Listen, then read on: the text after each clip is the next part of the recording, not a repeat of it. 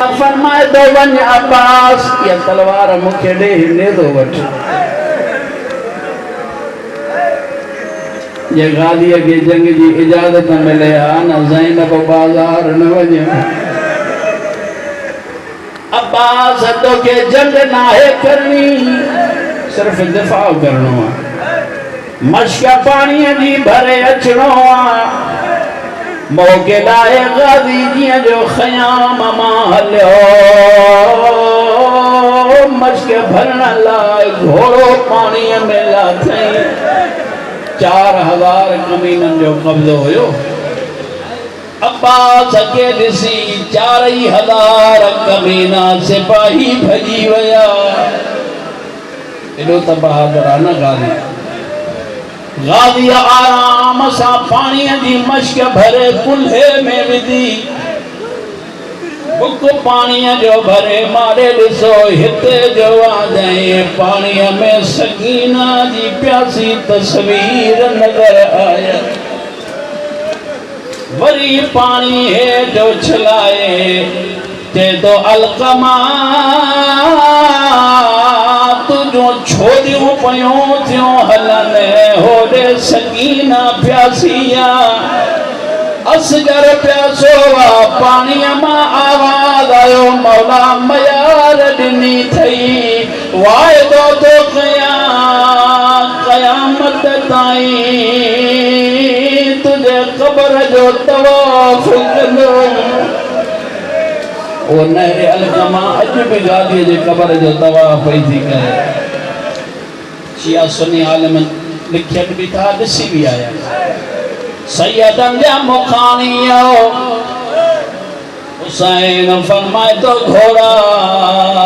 तो भी प्यासो इन हैवान ने सैयदन सा वफा कई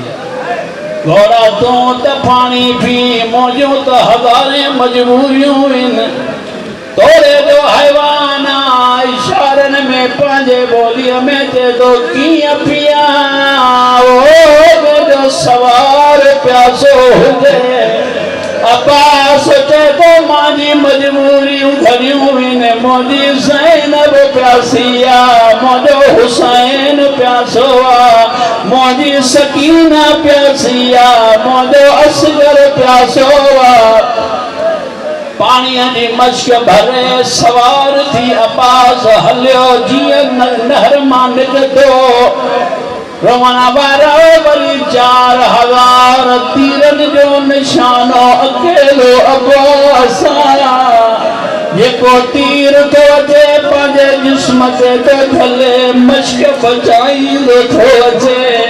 और वारा तीर बदन में लगल थस पोइ पंहिंजी परवाह न तो करे घोड़े के ते तो अञा तेज हल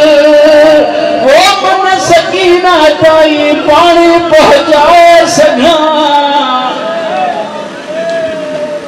जिया जो गादी अचे थो मश्क बचाईंदो हिक बेहया खजिया जे बण में लिकी तलवार जो वार कयो गादी जो बादू कलम थियो जेठो वन सकीना जो सबको बे बादू कलम थियो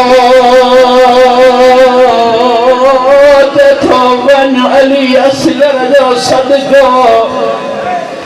मश्क जा तस्मा गादी पांजे मुंह में विधी मश्क बचाई और वारा एक तीर आयो जो गादी के लगो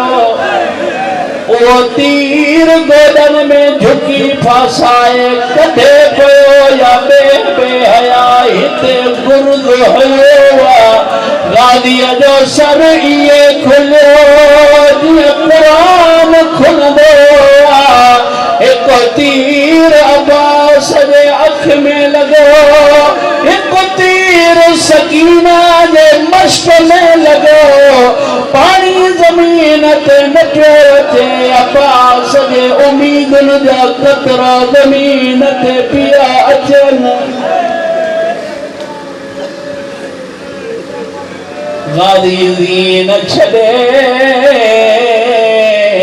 जेॾी महिल पैर ज़मीन ॾे माइल थियो लहंदे टाइम चए थो मौला नौकर जो आख़िरी सलाम।